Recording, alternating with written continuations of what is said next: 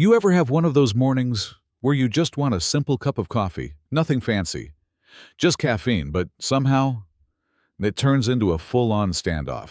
Yeah, that happened to Marcus Hale, a quiet, confident guy who was just trying to get through his day near Greenville, South Carolina. Picture this: a black man, dressed sharp in a charcoal suit, no tie, just a subtle glint of a badge peeking out.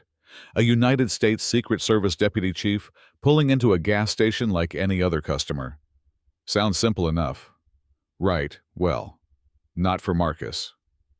As he stepped out with his black coffee, Deputy Ray Lawson, a local county officer with a buzz cut and aviators, spots him immediately. Ray's the kind of cop who likes to be in control, always looking for trouble where he thinks it might hide. He barrels over, eyes locked on Marcus's sleek government SUV, and wastes no time demanding ID and registration.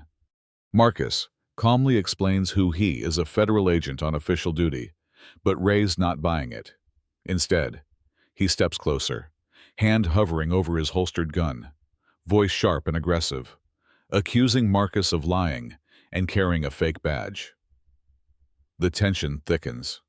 People nearby pause, phones come out, and the gas station suddenly feels less like a pit stop and more like a scene from a movie. Marcus doesn't flinch. He sets his coffee down, kneels slowly, hands behind his head, voice steady. I am not a threat. My badge is in my jacket. But Ray laughs. Yeah, really laughs, and pulls his gun, yelling for Marcus to keep his hands visible. The crowd grows, some whispering, some recording every moment. You can almost hear the disbelief in the air: a federal agent, cuffed by a local cop over coffee. It's unbelievable, but it's real. Then comes the twist. Ray, frustrated and suspicious, yanks open the door of Marcus's government vehicle without any probable cause. No drugs, no weapons, just official equipment, a laptop, a government ID clipped inside. Marcus calmly points out the illegal search. Just then, another black SUV glides in.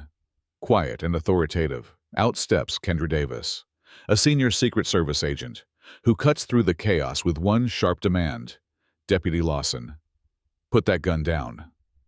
Suddenly, Ray's swagger falters. More agents arrive, calm, professional, clearly in charge, and quickly take control.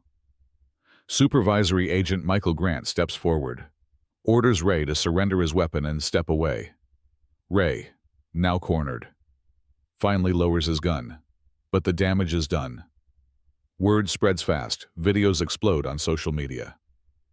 The hashtag #HagJustice for Marcus lights up feeds, and public outrage simmers.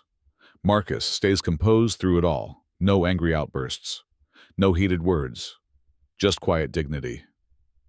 Later, at a community meeting, he tells his story, not as a victim, but as a man who chose who he wanted to be when others tried to define him.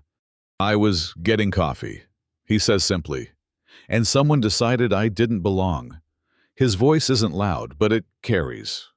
The room listens: teenagers, elders, everyday folks, all feeling the weight of what happened. It's a reminder that respect and humanity can't be assumed by uniform or color. Meanwhile, Ray faces suspension, internal investigations, and the harsh light of accountability. The officer who once held the gun now faces scrutiny, not just for his actions, but for what they represent: a system still wrestling with bias and power. The story ends on a quiet note: Marcus, sipping water on a hotel porch. The sunset fading, but the conversation is far from over. Who really protects whom? How many more times will calm restraint be mistaken for weakness? And when will respect be given without question? So, what do you think?